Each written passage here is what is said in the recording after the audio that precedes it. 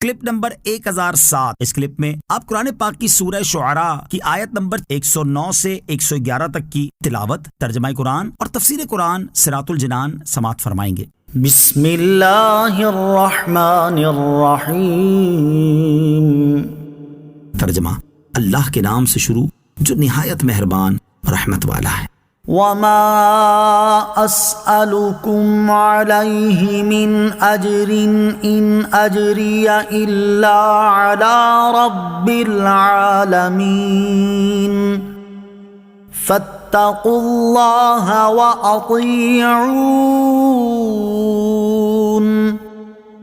ترجمہ: اور میں اس تبلیغ پر تم سے کوئی معاوضہ نہیں مانگتا، میرا اجر تو اسی پر ہے جو سارے جہان کا رب ہے، تو اللہ سے ڈرو اور میری اطاعت کرو۔ وما اسألکم علیہ من اجر، اور میں اس پر تم سے کوئی معاوضہ نہیں مانگتا۔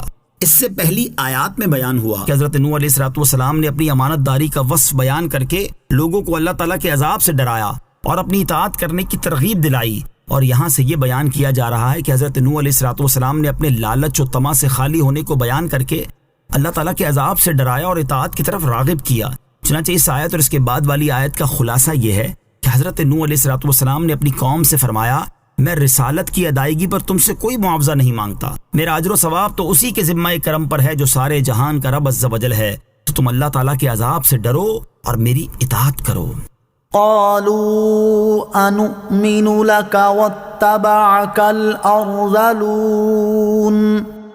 ترجمہ: قوم نے کہا کیا ہم تم پر ایمان لے آئیں حالانکہ تمہاری پیروی گھٹیا لوگوں نے کی ہے۔ قالوا، بولے حضرت نوح علیہ السلام کی قوم نے جواب دیا کہ کیا ہم تم پر ایمان لے آئیں حالانکہ تمہاری پیروی ہماری قوم کے صرف گھٹیا لوگوں نے کی ہے۔ یہ بات انہوں نے غرور کی وجہ سے کہی تھی، کیونکہ انہیں غریبوں کے پاس بیٹھنا گوارا نہ تھا اور اس میں وہ اپنی کثر شان سمجھتے تھے، اس لیے ایمان جیسی نعمت سے محروم رہے۔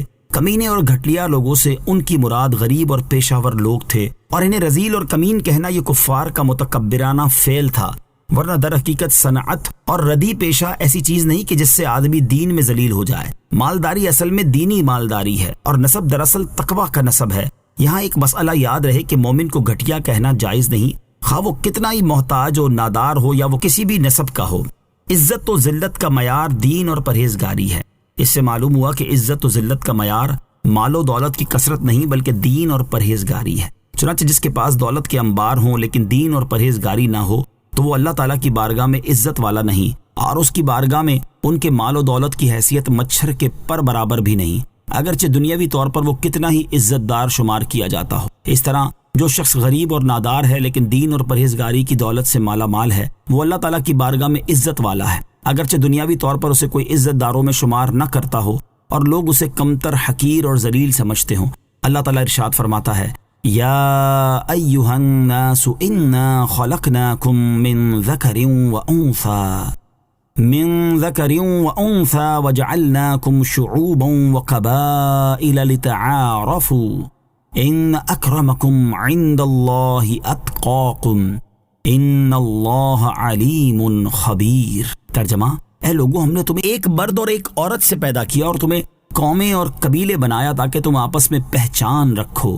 بے شک اللہ کے یہاں تم میں زیادہ عزت والا وہ ہے جو تم میں زیادہ پرہیزگار ہے، بے شک اللہ جاننے والا خبردار ہے۔ اور حضرت جابر رضی اللہ تعالیٰ عنہ سے روایت ہے، حضور اقدس صلی اللہ تعالیٰ علیہ وسلم نے ارشاد فرمایا، اے لوگو، تمہارا رب عز و جل ایک ہے اور تمہارے والد ایک ہیں، سن لو، کسی عربی کو عجمی پر، کسی عجمی کو عربی پر، کسی گورے کو کالے پر اور کسی کالے کو گورے پر کوئی فضیلت حاصل نہیں، البتہ جو پرہیزگار ہے وہ دوسروں سے افضل ہے۔ بے شک اللہ تعالیٰ کی بارگاہ میں تم میں سے زیادہ عزت والا وہ ہے جو تم میں زیادہ پرہیزگار ہے۔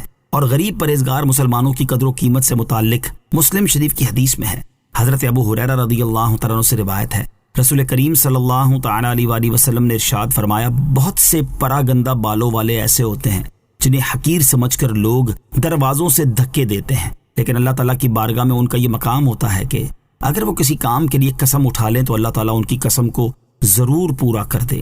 افسوس، ہمارے معاشرے میں بھی عزت کے قابل اسے ہی سمجھا جاتا ہے جس کے پاس دولت کی کثرت ہو، گاڑیاں، بنگلے، عہدے اور منصب ہوں، اگرچہ اس کے پاس یہ سب چیزیں سود، جوئے، رشوت اور دیگر حرام ذرائع سے حاصل کی ہوئی آمدنی سے آئی ہوں، اور جو شخص محنت مزدوری کر کے اور طرح طرح کے مشقتیں برداشت کر کے گزارے کے لائق حلال روزی کماتا ہو اسے لوگ کمتر اور حقیر سمجھتے ہیں۔